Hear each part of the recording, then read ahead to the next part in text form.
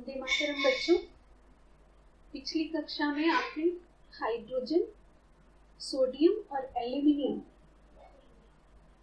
इन तीनों तत्वों के परमाणुओं में एक परमाणु में कितने इलेक्ट्रॉन्स होते हैं, कितने प्रोटॉन्स होते हैं और कितने न्यूट्रॉन्स होते हैं, इस विषय में पढ़ा। हाइड्रोजन और सोडियम का परमाणु की कक्षाओं में इलेक्ट्रॉनों के वितरण को हम लोगों ने क्लास में ही पढ़ा था, परमाणु की संरचना भी बनाई थी।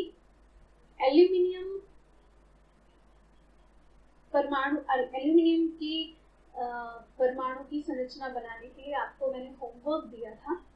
बहुत सारे बच्चों ने बिल्कुल सही इलेक्ट्रॉनों का वितरण किया है एल्यूमिनियम परमाणु की कक्षाओं में, और उन्होंने नाभिक में भी ठीक प्रोटॉन और ठीक संख्या में न्यूट्रॉनों को रखा। लेकिन बच्चों, एक आध बच्चे ऐसे भी थे जिन्होंने एल्यूमिनियम 13 लिखा हुआ था, होमवर्क दिया था। 13 का अर्थ था कि एल्यूमिनियम परमाणु में नाभिक के बाहर 13 इलेक्ट्रॉन चक्कर लगाएंगे और कौन सी कक्षा में कितने इलेक्ट्रॉन जाने चाहिए उन्होंने ठीक प्रकार से वितरित नहीं किए थे। तो यहाँ पर एक बार एल्यूमिनियम 13 को जिन बच्चों ने ठीक से नहीं वितरित किया है इलेक्ट्रॉनों को, वो मैं इलेक्ट्रॉन्स किस प्रकार से कौन सी कक्षा में कितने जाएंगे ये मैं लिख दे रही हूँ, आप नोट कर लीजिएगा। प्रथम कक्षा में 2 इलेक्ट्रॉन जाते हैं, आपको पहले से पता है, और ये नियम है कि प्रथम जो कक्षा होती है उसमें अधिकतम 2 इलेक्ट्रॉन्स जा सकते हैं। ये एल्यूमिनियम परमाणु की फर्स्ट कक्षा है। कक्षा को केमिस्ट्री में ऑर्बिट बोलते हैं। दूसरी कक्षा में 8 इलेक्ट्रॉन जाएंगे, ये सेकेंड ऑर्बिट हो गया। और तृतीय कक्षा 8 और 2 10 यहीं पर पूरे हो गए, तो 13 में से 10 चले गए, बचे हुए इलेक्ट्रॉन तीसरी कक्षा में चले जाएंगे। ये तीसरी कक्षा होगी, थर्ड ऑर्बिट।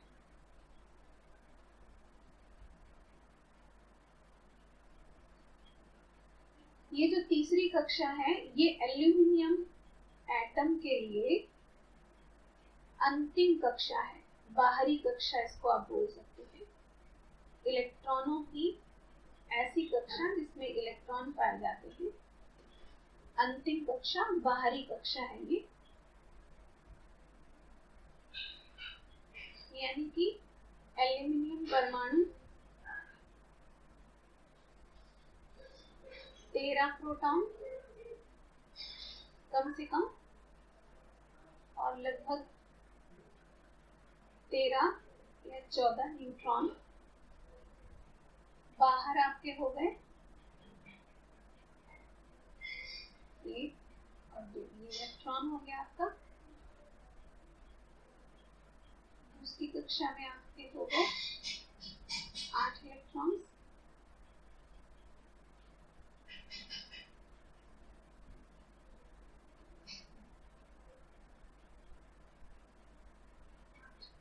तीसरी कक्षा आपकी बची हुई है अभी, जिसमें आपके 3 ही इलेक्ट्रॉन जाएंगे। बहुत अच्छी ड्राइंग नहीं है मेरी अभी स्केचिंग पैड पर लिखने के लिए। लगभग स्फेरिकल ड्रॉ करना है आपको।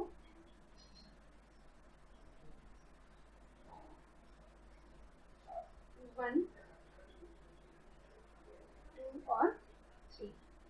इस प्रकार से एल्यूमिनियम परमाणु में, एल्यूमिनियम एटम कह सकते हैं, एल्यूमिनियम परमाणु में 13 इलेक्ट्रॉनों का विभिन्न कक्षाओं में, प्रथम, द्वितीय तथा तृतीय कक्षाओं में वितरण इस तरह से होगा। एक परमाणु के बारे में आपको और पढ़ना है, कॉपर। कॉपर परमाणु में 29 इलेक्ट्रॉन होते हैं। 29 इलेक्ट्रॉनों का वितरण आपको स्वयं करना है कक्षाओं में। नियम आप समझ लीजिए ठीक प्रकार से। 29 इलेक्ट्रॉन होते हैं, ये इलेक्ट्रॉनों की संख्या भी 29 होती है, प्रोटॉन भी 29 होते हैं और न्यूट्रॉन होते हैं 34। ठीक, 34। नियम क्या है इलेक्ट्रॉनों का? फर्स्ट ऑर्बिट में अधिकतम मैक्सिमम 2 इलेक्ट्रॉन रह सकते हैं। 2 से कम भी हो सकते हैं, जैसे हाइड्रोजन एटम है उसके पास केवल एक ही इलेक्ट्रॉन ही एक है उसके पास, तो उसकी प्रथम कक्षा में ही एक ही इलेक्ट्रॉन रहता है, एक चला जाता है। लेकिन कोई भी तत्व जिसके पास एक से अधिक इलेक्ट्रॉन है तो उसमें उसकी नाभिक के बाहर हम इलेक्ट्रॉनों का वितरण किस प्रकार से करेंगे, कक्षाओं का डिटेल में आप इसको केमिस्ट्री में पढ़ेंगे। हम लोग अभी जितना आवश्यक है अपनी भौतिक विज्ञान के लिए उतनी ही जानकारी एकत्रित करेंगे। तो प्रथम कक्षा में अधिकतम 2 इलेक्ट्रॉन जा सकते हैं, और सेकेंड ऑर्बिट, सेकेंड कक्षा या सेकेंड ऑर्बिट में कितने इलेक्ट्रॉन जा सकते हैं? मैक्सिमम आप 8 इलेक्ट्रॉन्स रख सकते हैं, अधिकतम 8 इलेक्ट्रॉन जा सकते हैं। थर्ड ऑर्बिट में अधिकतम 18 इलेक्ट्रॉन जा सकते हैं। अधिकतम का अर्थ आप संभवतः समझ गए होंगे। किसी के पास अगर जैसे एल्यूमिनियम के थर्ड ऑर्बिट में आप देख रहे हैं यहाँ पर 3 इलेक्ट्रॉन गए हैं, लेकिन मान लीजिए किसी तत्व के पास अधिक इलेक्ट्रॉन है, जैसे इसके पास तो 13 ही थे, यहाँ पर 29 है, तो अधिकतम आप कितना इलेक्ट्रॉन तीसरी कक्षा में रख सकते हैं? 18। 19 तीसरी कक्षा में नहीं जाएगा, संभव नहीं है ये।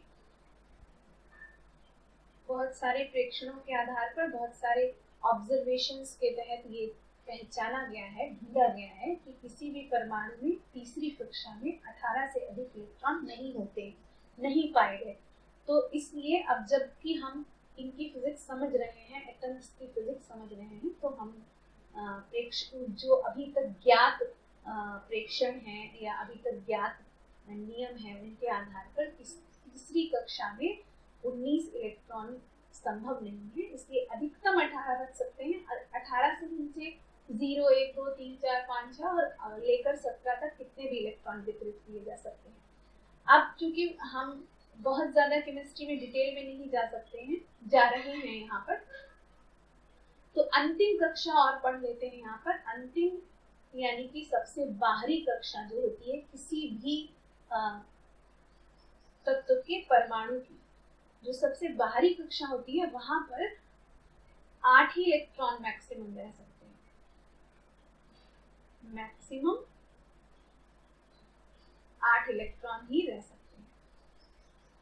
तो अंतिम कक्षा में 8 से ज्यादा नहीं होगा, 8 से कम तो हो सकता है लेकिन 8 से ज्यादा की संभावना नहीं होती। आपने केमिस्ट्री में भी एक नियम पढ़ा होगा कि प्रत्येक परमाणु उसकी आखिरी कक्षा में 8 इलेक्ट्रॉन रह सकते हैं, और प्रत्येक परमाणु की एक टेंडेंसी होती है, प्रवृत्ति होती है कि वो अपना किसी और अगर 8 से कम इलेक्ट्रॉन है किसी भी परमाणु में, किसी भी तत्व के परमाणु में, तो उसकी ये टेंडेंसी होती है कि वो किसी न किसी दूसरे तत्व के परमाणु से क्रिया करता है अपने 8 इलेक्ट्रॉनों को पूरा करने के लिए। और यही जो टेंडेंसी है, इसी कारण बहुत सारे यौगिकों का प्रकृति में निर्माण हुआ है, क्योंकि हर एक परमाणु के अंदर ये विशेष गुण है कि वो अपना ऑक्टेट 8 को अंतिम कक्षा में जो 8 इलेक्ट्रॉन इसको कहते हैं ऑक्टेट पूरा करने के लिए। विज्ञान में 8 को ऑक्टा कहते हैं। तो इस तरह से 8 इलेक्ट्रॉनों को पूरा करने के चक्कर में ये सारे जितने भी तत्व हैं उनके परमाणु एक दूसरे से या दूसरे तत्व के परमाणुओं से सहयोग करते हैं। तो कॉपर का परमाणु संरचना आपको खुद बनानी है। ये अब तो ये कॉपर 29 है, इसका एटॉमिक स्ट्रक्चर आपको बना के, एटॉमिक स्ट्रक्चर का मतलब है परमाणु संरचना, आपको बना के हमको व्हाट्सएप कर देनी है। और आज हम लोग एक छोटा सा नया टॉपिक पढ़ेंगे, परमाणु क्रमांक तथा परमाणु भार। बहुत ध्यान से समझिएगा इसको, विशेष ध्यान दीजिएगा इस पर। परमाणु क्रमांक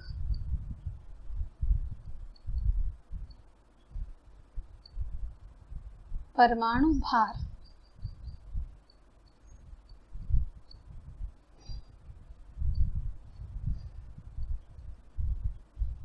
दोनों की अंग्रेजी हम लोग साथ साथ सीखते चलते हैं।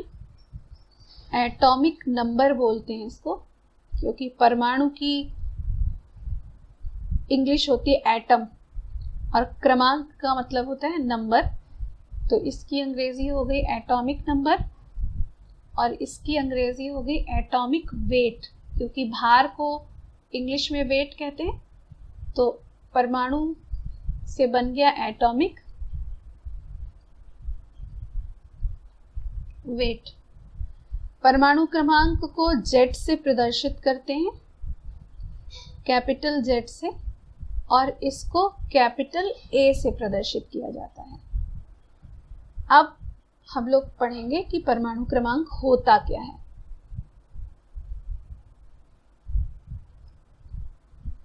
परमाणु क्रमांक किसी भी तत्व के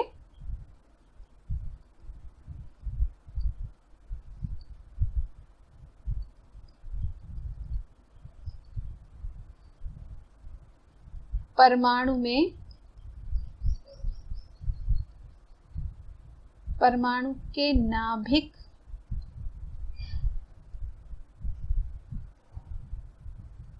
में उपस्थित प्रोटॉनों की संख्या।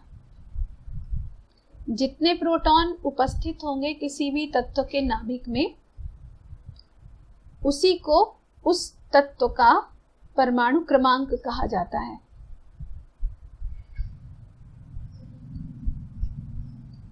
अब आप पहले भी जानते हैं, किसी भी परमाणु में जितने प्रोटॉन होते हैं उतने ही इलेक्ट्रॉन होते हैं। तो आप चाहें तो इसी परिभाषा को ऐसे भी बोल सकते हैं कि किसी भी तत्व के परमाणु में उपस्थित इलेक्ट्रॉनों की संख्या। प्रोटॉनों की जगह पर आप क्या कर सकते हैं, इलेक्ट्रॉनों की संख्या कह सकते हैं, क्योंकि किसी भी परमाणु में जितने प्रोटॉन होंगे उतने ही इलेक्ट्रॉन्स होते हैं। अभी तक 3 परमाणुओं के विषय में आप पढ़ चुके हैं। चौथा परमाणु आपने पढ़ा आज कॉपर। हाइड्रोजन में 1 प्रोटॉन और 1 इलेक्ट्रॉन था। सोडियम में 11 प्रोटॉन और 11 इलेक्ट्रॉन ही थे, बाहर चक्कर लगा रहे थे। एल्यूमिनियम में 13 इलेक्ट्रॉन्स थे जो नाभिक के बाहर चक्कर लगा रहे थे और 13 ही प्रोटॉन थे जो नाभिक के अंदर थे। कॉपर में भी आपने देखा कि परमाणु क्रमांक उसका 29 है, 29 है। इसका अर्थ है कि जितने प्रोटॉन कॉपर के नाभिक में होंगे उतने ही इलेक्ट्रॉन कॉपर के नाभिक के बाहर चक्कर लगा रहे होंगे। तो किसी भी तत्व के परमाणु के नाभिक में उपस्थित प्रोटॉनों की संख्या, अथवा यहां हम लिख सकते हैं, अथवा नाभिक के बाहर, अथवा का मतलब होता है या, बाहर चक्कर काट रहे इलेक्ट्रॉनों की संख्या।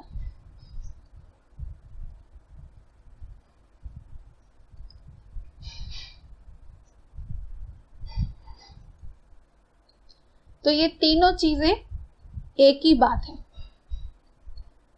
Z बराबर हो जाएगा, शॉर्ट में हम लिख सकते हैं Z मतलब परमाणु क्रमांक। बच्चों जहां पर भी फिजिक्स में, केमिस्ट्री में अगर Z प्रतीक आया हुआ है तो उसका ऑलमोस्ट अर्थ यही है कि किसी भी तत्व का परमाणु क्रमांक है। Z बराबर परमाणु में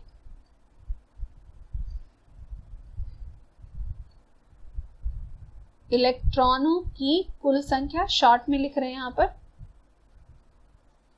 कुल संख्या, और बराबर नाभिक में उपस्थित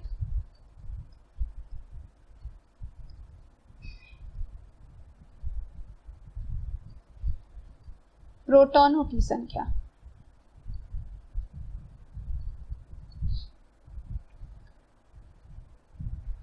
अब आ जाइए परमाणु भार में।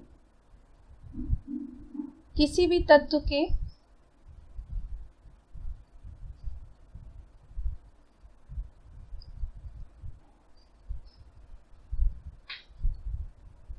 नाभिक में, यहां पर ध्यान दीजिएगा, नाभिक लिया गया है यहां पर स्पेशली, नाभिक में उपस्थित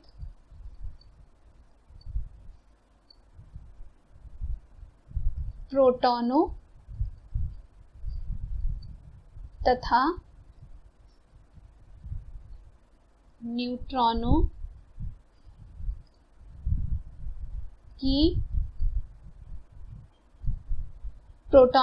न्यूट्रॉनों की संख्याओं का योग।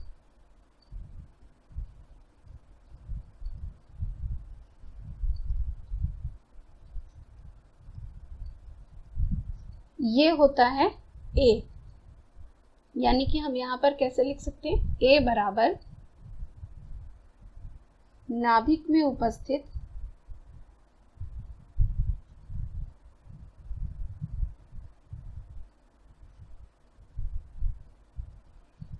प्रोटॉनों की संख्या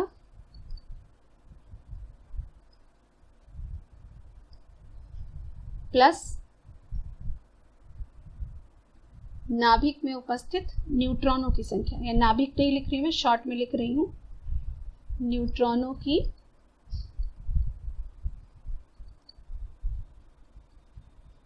संख्या। अब आप यहां पर ध्यान दीजिएगा, A बराबर नाभिक में उपस्थित प्रोटॉनों की संख्या, ये आप यहां पढ़ चुके हैं। नाभिक में उपस्थित प्रोटॉनों की संख्या को क्या कहते हैं, परमाणु क्रमांक। किससे प्रदर्शित करते हैं, Z से। तो यहां पर इस समीकरण में, यहां पर आ जाइए A पर, यहां पर हम लोग लिख सकते हैं Z प्लस न्यूट्रॉनों की संख्या।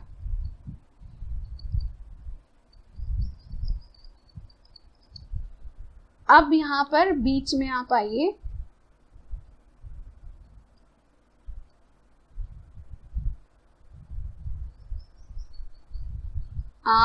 हम लोग लेते हैं यहां पर सोडियम Na।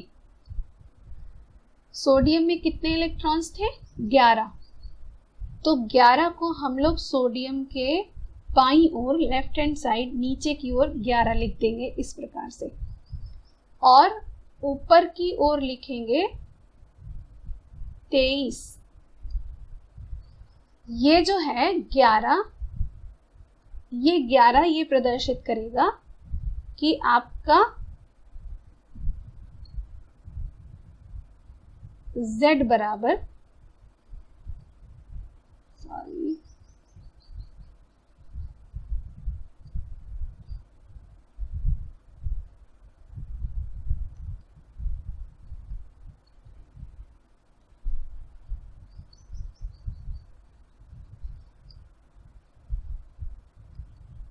यहाँ पर 11 लेंगे और इस तरह से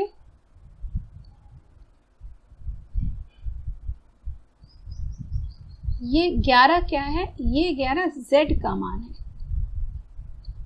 और ये जो 23 लिखा हुआ है ये किसका मान है, A का मान है।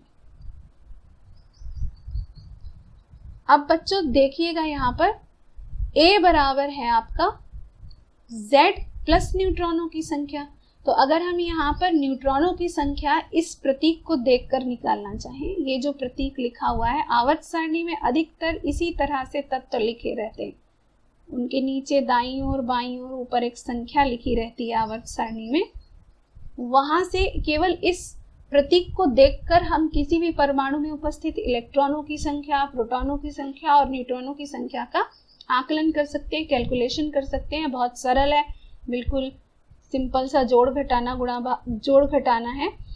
Z बराबर 11 है, इसका अर्थ ये है, यानी कि परमाणु क्रमांक 11 है, इसका अर्थ ये है कि सोडियम के पास 11 इलेक्ट्रॉन्स हैं जो नाभिक के बाहर चक्कर लगा रहे हैं, और 11 क्या है, नाभिक के अंदर उपस्थित इलेक्ट्रॉन्स हैं।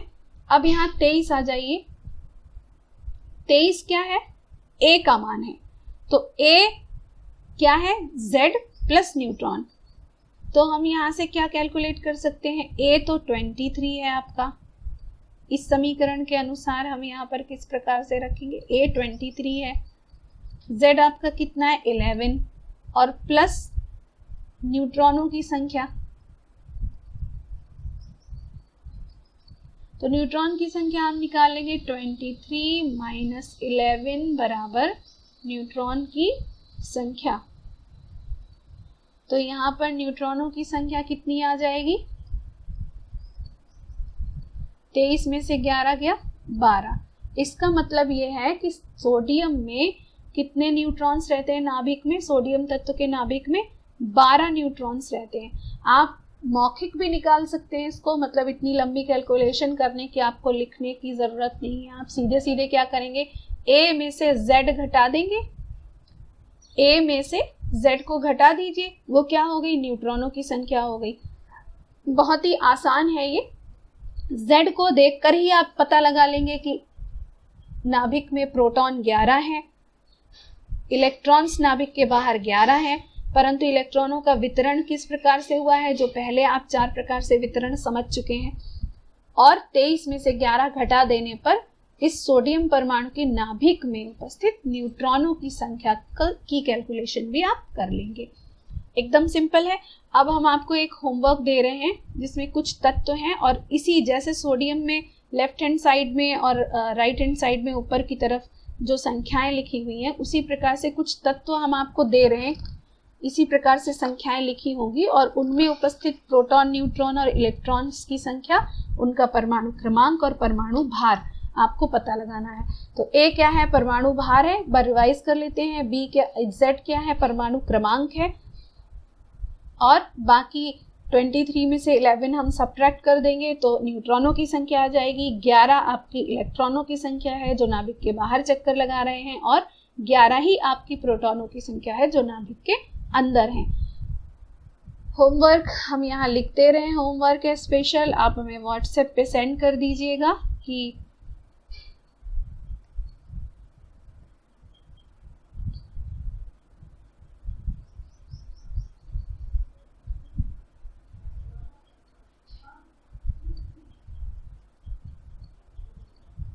होमवर्क है ये। वैसे आजकल होमवर्क जो है वो सब होमवर्क ही है, क्योंकि कॉलेज तो खुल नहीं रहा है। 8 ऑक्सीजन 16, 7 नाइट्रोजन 14, 6 कार्बन 14,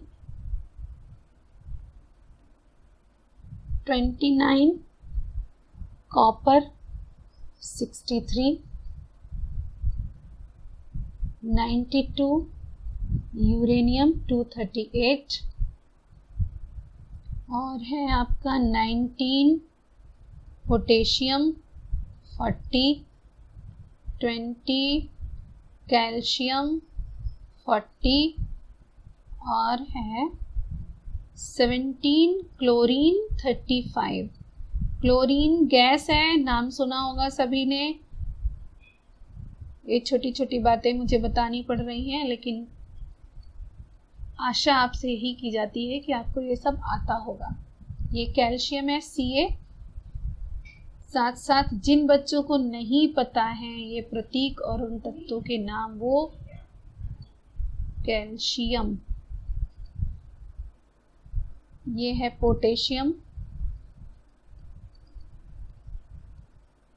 वो याद कर लें। नाइट्रोजन आपको पता है, ऑक्सीजन आपको पता है, कार्बन आपको पता है, कॉपर अभी पढ़ चुके हैं आप। ये है यूरेनियम। क्लास 10th में जब आपने रेडियो एक्टिविटी पढ़ी थी, थोड़ा बहुत पढ़ा था, बहुत ज़्यादा नहीं, लेकिन तब आप इस तत्व से परिचित हुए होंगे।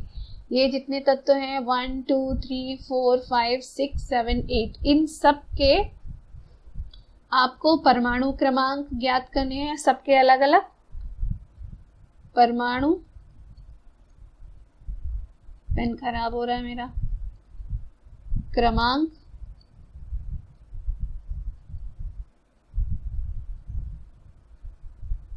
परमाणु भार,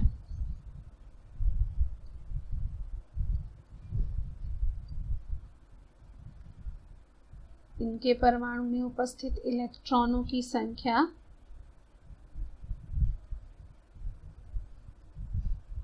प्रोटॉन की संख्या,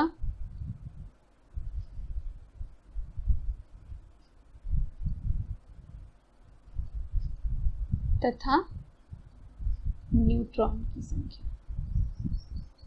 यहाँ प्रोटॉनों की संख्या कर लीजिए, वहां पर भी इलेक्ट्रॉनों की संख्या होगा, न्यूट्रॉनों की संख्या।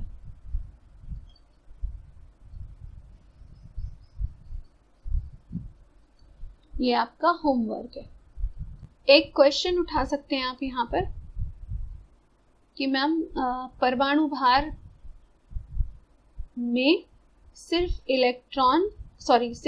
प्रोटॉन और न्यूट्रॉन को ही क्यों लिया गया है, उन्हीं को एटॉमिक नंबर में या एटॉमिक वेट में क्यों लिया गया? क्योंकि परमाणु में तो इलेक्ट्रॉन्स भी रहते हैं, तो उनके भार को कंसीडर क्यों नहीं किया गया, उनको क्यों नहीं सम्मिलित किया गया? तो बच्चों यहाँ पर एक सिंपल सी बात बता देती हूँ मैं आपको। जैसे कि आप आधा किलो चीनी लेने जाएं और 2 जगह आपने चीनी ली और एक पैकेट में से आपने 20 दाने निकाल लिए। आधा किलो चीनी में से छोटे छोटे जो दाने होते हैं, एक पैकेट में से आपने 20 दाने निकाल लिए और फिर आपने उसको वेट किया। तो आप ये देखेंगे कि उनका जो यंत्र है, मापक यंत्र है जिससे आप आधा किलो चीनी तौलते हैं, वो उस 20 दानों के वेट में या 20 दानों के भार में अंतर नहीं कर पाता। तो एक्चुअली क्या होता है कि इलेक्ट्रॉन्स से प्रोटॉन 2000 गुना ज्यादा भारी होता है और प्रोटॉन से भी ज्यादा, थोड़ा सा ज्यादा भारी होता है न्यूट्रॉन। लेकिन फिर भी प्रोटॉन और न्यूट्रॉन को अगर आप लें तो ये दोनों के भार तो लगभग बराबर होते हैं। जैसे कि एग्जाम्पल के तौर पर आप समझ सकते हैं, जैसे कि कोई वस्तु 1 किलो 650 ग्राम है और दूसरी वस्तु 1 किलो 640 ग्राम है। तो ये जो 650 ग्राम और 640 ग्राम में बहुत 10 ग्राम का अंतर है केवल, तो उतना ही अंतर प्रोटॉन और न्यूट्रॉन के भार में है। अभी हम लोग इनके भार को पढ़ेंगे आगे के टॉपिक्स में, इसी सीक्वेंस में आएगा। लेकिन चूंकि यहाँ पर परमाणु भार पढ़ाया जा रहा था तो हमने यहाँ पर ये सोचा गया कि अभी चूंकि परमाणु भार आप नया नया पढ़ रहे हैं तो इस कॉन्सेप्ट को यहीं पर क्लियर कर दिया जाए। इलेक्ट्रॉन से प्रोटॉन 2000 गुना ज्यादा भारी है और इसी प्रकार न्यूट्रॉन भी 2000 गुना भारी है। तो अगर हम 2000 किलोग्राम की कोई वस्तु हो और उसमें 1 किलोग्राम हम कम कर दें तो बहुत ज्यादा फर्क नहीं पड़ता, यद्यपि वो परमाणु के भार के निर्धारण में मायने रखता है, लेकिन उसको नेग्लेक्ट किया जा सकता है, उसको हम छोड़ सकते हैं। वो इतना कम भार का है कि उसके भार को टोटल परमाणु के भार में कंसीडर ना भी करें तो भी काम चल जाता है।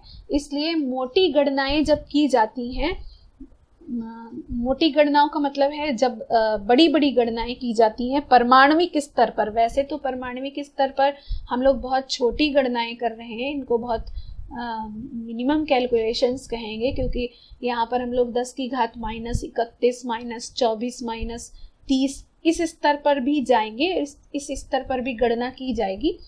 लेकिन फिर भी हम अगर परमाणु के स्तर पर भी देखें तो इलेक्ट्रॉन का भार प्रोटॉन की तुलना में चूंकि बहुत बहुत बहुत कम है, इस कारण इलेक्ट्रॉनों के भार को कंसीडर ना भी किया जाए तो कोई दिक्कत नहीं है। और दूसरी चीज यहाँ पर और बतानी है कि जैसे यहाँ पर कोई भी परमाणु है, उसके नाभिक में प्रोटॉन न्यूट्रॉन इस कदर बहुत सटे हुए एकदम बने रहते हैं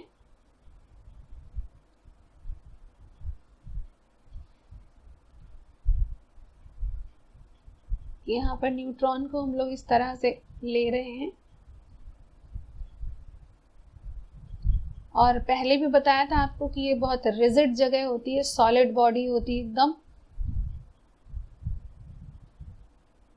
बहुत छोटी सी जगह में इलेक्ट्रॉन और प्रोटॉन पैक्ड रहते हैं।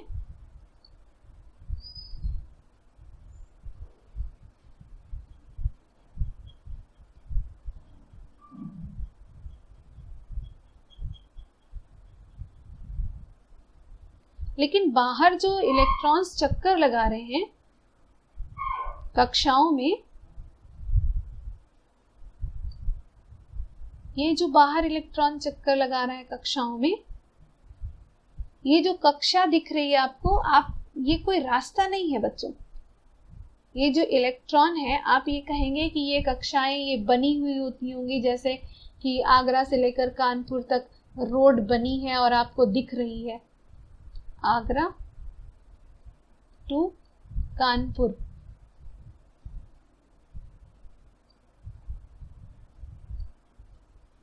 रोड बनी हुई है और आपको दिख रही है।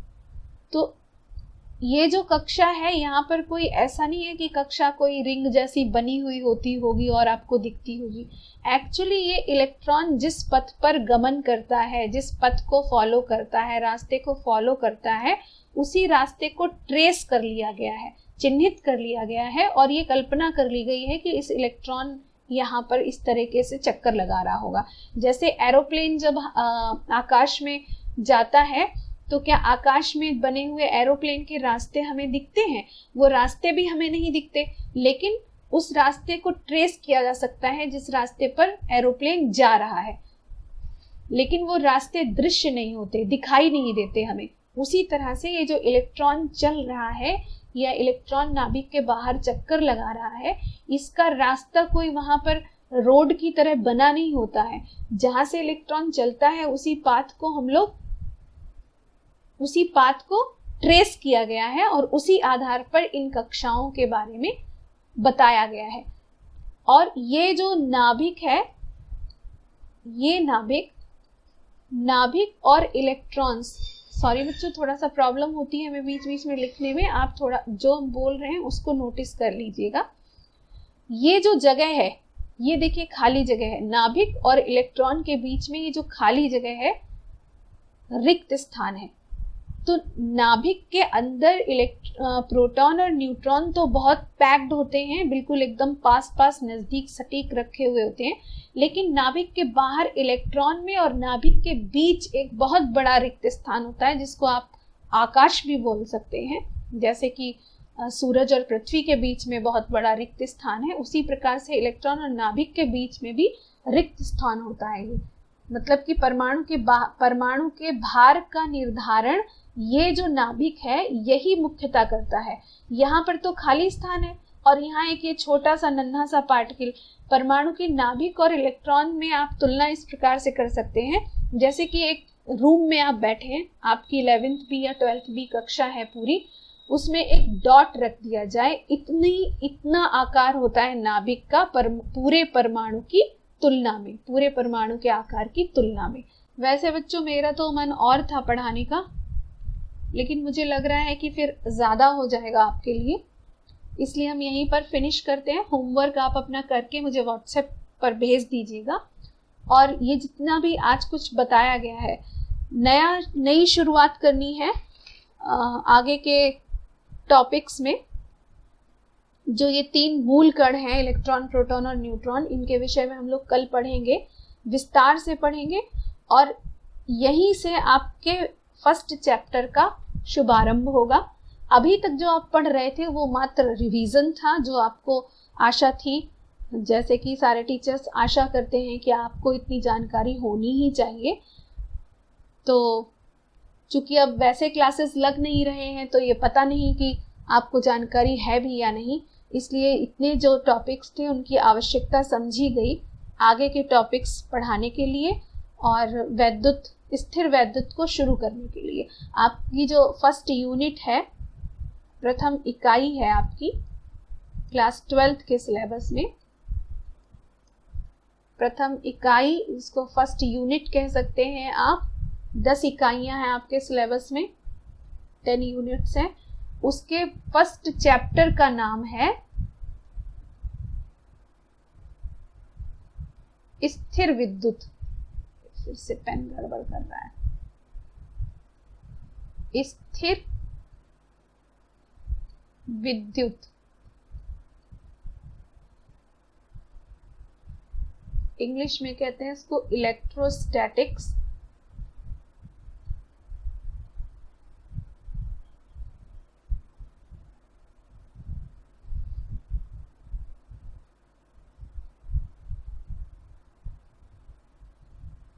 इलेक्ट्रोस्टैटिक्स O है यहाँ पर।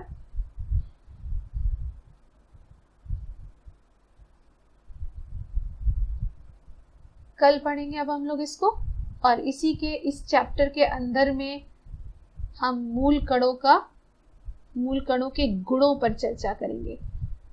थोड़ा सा और रिवाइज कर लेते हैं। यहाँ पर पेन मेरा फिर से खराब हो रहा है, लेकिन फिर भी पूरा एक रिवीजन जो अभी तक पूरे क्लास आपने पढ़े।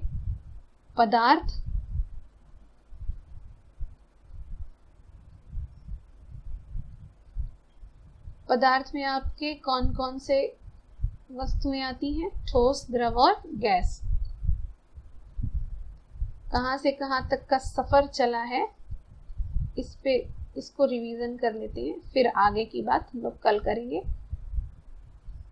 ठोस, द्रव और गैस, ये तीनों ही क्या है? पदार्थ हैं, जो आपने क्लास 6, 7 में पढ़ा, 8th में पढ़ा। पदार्थ को आपने क्लास 9th में दो प्रकार से विभाजित किया। तत्व, सभी तत्व पदार्थ हैं, सभी यौगिक पदार्थ हैं। अभी तक का जो सफर है 3 दिनों का, उसमें उसका ये समरी है, उसका ये छोटा सा रूप है। सभी तत्व अणु और परमाणुओं से मिलकर बनते हैं। यौगिक भी अणु से मिलकर बनते हैं। अणु किससे मिलकर बनता है? परमाणु से। और परमाणु किससे मिलकर बनते हैं? इलेक्ट्रॉन, प्रोटॉन और न्यूट्रॉन। वास्तव में देखा जाए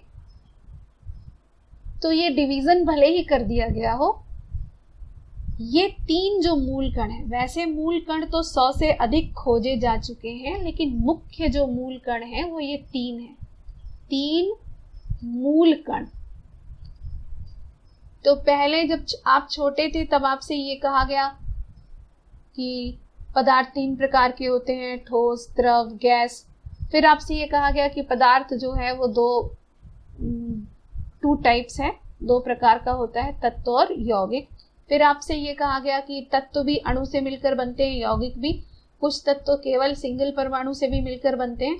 ऑक्सीजन जैसे तत्व ऑक्सीजन के ही 2 परमाणुओं से मिलकर उसका एक अणु बनाते हैं। तो तत्व और यौगिक दोनों ही अणु से मिलकर बनते हैं। अणु किससे मिलकर बनता है? परमाणु से मिलकर बनता है। और परमाणु किससे मिलकर बनता है? इलेक्ट्रॉन, प्रोटॉन और न्यूट्रॉन से। तो वास्तविकता ये है कि ये जो 3 कण हैं, ये प्रत्येक पदार्थ में उपस्थित होते हैं, हर प्रकार के परमाणु में। सभी परमाणु भिन्न भिन्न क्यों होते हैं? क्योंकि उनमें इलेक्ट्रॉन, प्रोटॉन और न्यूट्रॉनों की संख्याएं भिन्न भिन्न होती हैं। सभी परमाणुओं के रंग, रूप, आकार, भौतिक गुण, रासायनिक गुण भी इन्हीं संख्याओं के कारण, इन 3 कणों की संख्याओं के कारण ही अलग अलग होते हैं।